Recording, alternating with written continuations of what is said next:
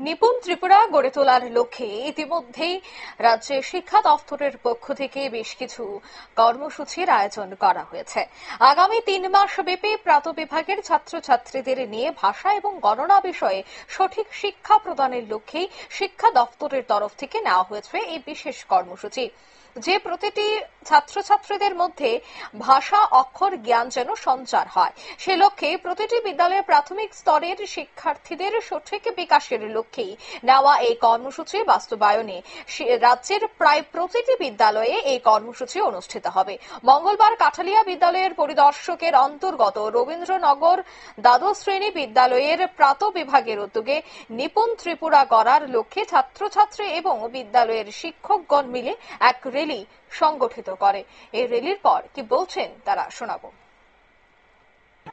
আমাদের আজকের যে কর্মসূচি এটা হচ্ছে নিপুণ ত্রিপুরা।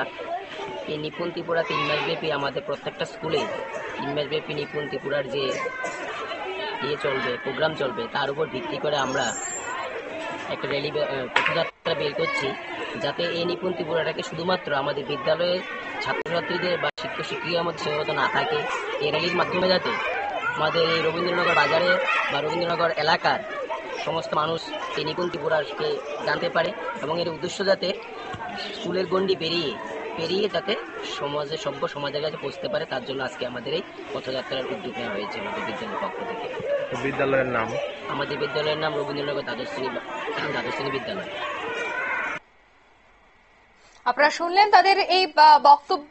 সোনামুড়া রবীন্দ্রনগর দ্বাদশ শ্রেণী বিদ্যালয়ে বিশেষ করে এই কর্মসূচিটির আয়োজন করা হয়েছে এবং প্রত্যেকটি বিদ্যালয়ে কিন্তু এই ধরনের কর্মসূচি হাতে নেওয়া হয়েছে। শিক্ষার প্রসারে জোর দিতেই এই ধরনের কর্মসূচি নেওয়া হয়েছে বলে শিক্ষা দপ্তরের পক্ষ থেকে জানা গেছে। নিয়ে নিচ্ছি ছোট্ট একটি বিজ্ঞাপন বিরতি, সঙ্গে থাকুন।